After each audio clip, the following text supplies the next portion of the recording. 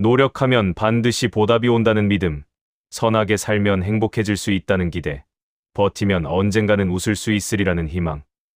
쇼펜하우어는 이 모든 생각을 인간을 괴롭히는 또 하나의 환상으로 여겼습니다. 그는 인생이 본질적으로 우리에게 보상을 약속하지 않는다고 보았기 때문입니다. 그럼에도 불구하고 우리는 삶 속에서 분명히 보게 됩니다. 끝내 무너지지 않는 사람들, 요란하게 드러나지 않지만 결국 자기 자리를 지켜내는 사람들, 한때는 뒤처진 듯 보였으나 시간이 흐를수록 오히려 단단해지는 사람들 말입니다. 쇼펜하우어의 눈으로 그들을 바라보면 한 가지 특징이 또렷하게 드러납니다. 그들은 자신의 욕망을 숨깁니다. 욕망은 인간의 본질입니다.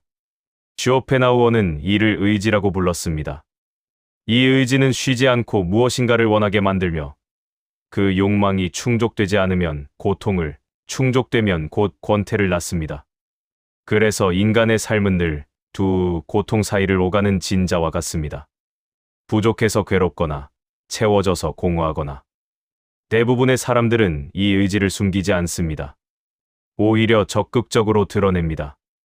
나는 이것을 원한다. 나는 이렇게 되어야 한다. 이번에는 꼭 잘 돼야 한다. 이런 말들은 언뜻 보면 의욕과 열정처럼 보이지만 쇼펜하우어의 관점에서 보면 자기 자신을 묶는 족쇄에 가깝습니다. 욕망을 드러내는 순간 우리는 그 욕망의 결과에 인생을 담보로 걸게 되기 때문입니다. 기대가 커질수록 불안은 깊어집니다. 간절함이 클수록 마음은 쉽게 무너집니다. 원하는 것이 분명할수록 그것이 흔들릴 때 우리는 자신까지 부정하게 됩니다.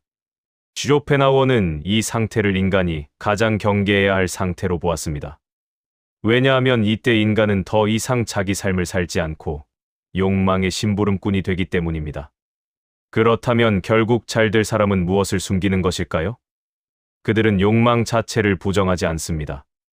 욕망이 없는 인간은 존재하지 않는다는 사실을 누구보다 잘 압니다.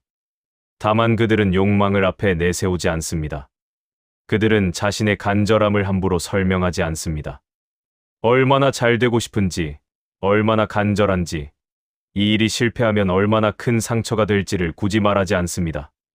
왜냐하면 그런 말들은 자신을 더 취약하게 만들 뿐이라는 것을 알기 때문입니다. 쇼펜하우어는 말합니다.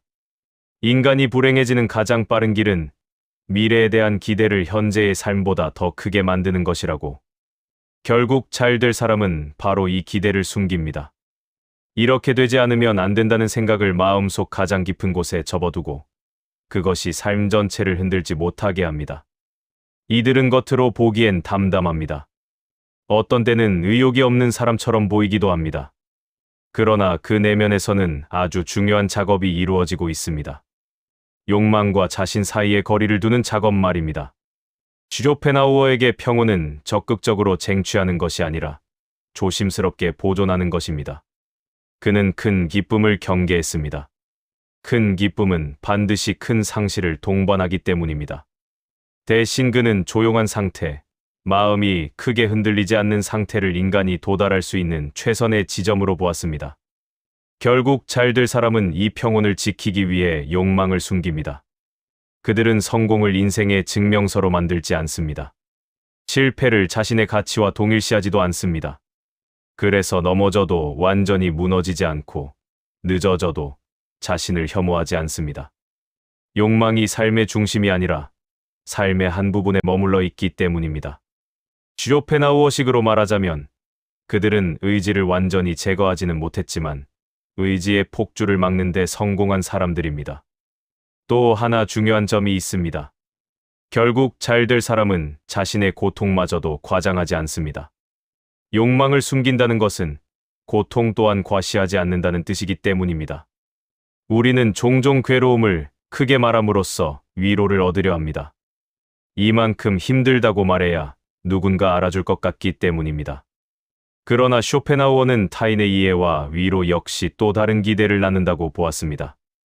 이해받고 싶다는 욕망, 공감받고 싶다는 욕망, 그마저도 충족되지 않으면 또 다른 상처가 됩니다. 결국 잘 될 사람은 고통조차도 조용히 견딥니다. 말하지 않는다고 해서 덜 아픈 것은 아니지만 말하지 않기에 고통이 인생 전체를 삼키지 않습니다. 그들은 고통을 자신의 정체성으로 만들지 않습니다. 이것이야말로 쇼펜하우어가 말한 성숙한 태도에 가깝습니다. 쇼펜하우어는 인생을 사랑하라고 말하지 않았습니다. 대신 이렇게 말하는 철학자에 가깝습니다. 인생을 너무 믿지 마십시오. 너무 믿지 않기에 실망도 덜합니다. 너무 기대하지 않기에 흔들림도 적습니다. 너무 큰 의미를 부여하지 않기에 하루하루를 버텨낼 수 있습니다. 결국 잘될 사람은 이 태도를 숨기듯 지니고 살아갑니다. 그들은 자신이 초연하다는 것을 굳이 드러내지 않습니다. 냉소적인 척하지도 않습니다. 다만 조용히 인생과 일정한 거리를 유지합니다. 가까이 다가가 집착하지도 않고 멀리 도망치지도 않습니다. 마지막으로 쇼펜하우어의 관점에서 말하자면 결국 잘 된다는 것은 남들보다 더 많이 얻는 것이 아니라 덜 잃고 살아남는 것에 가깝습니다. 욕망을 숨길 줄 아는 사람은 기대가 무너질 때 자신까지 무너지지 않습니다. 결과가 흔들릴 때 삶 전체를 부정하지 않습니다. 그래서 끝까지 갑니다. 조용히, 그러나 확실하게. 쇼펜하우어는 아마 이렇게 말했을 것입니다. 인생에서 가장 강한 사람은 가장 크게 원하는 사람이 아니라 원해도 흔들리지 않는 사람이다. 결국 잘 될 사람은 이것을 숨깁니다. 바로 인생을 걸 만큼의 욕망입니다. 다시 정리해보면 쇼펜하우어가 말하는 평온은 무언가를 더 얻어서 생기는 상태가 아닙니다. 오히려 인생에 걸어두었던 무거운 기대를 하나씩 내려놓았을 때 비로소 남는 자리입니다. 결국 잘 될 사람은 그 기대를 밖으로 드러내지 않습니다. 자신의 간절함을 소란스럽게 증명하지 않고 욕망을 삶의 전면에 세우지 않습니다. 그들은 조용히 살아갑니다. 잘 되지 않는 시간에도 스스로를 미워하지 않고 결과가 늦어져도 인생이 틀렸다고 단정하지 않습니다. 욕망은 마음속에 있으되 삶을 흔들 권한은 주지 않습니다. 그래서 무너지지 않고 흔들리지 않으며 끝내 자기 자리에 남아 있습니다. 쇼펜하우어의 철학은 우리를 들뜨게 하지 않습니다. 대신 현실 앞에서 조금 더 단단해지게 합니다.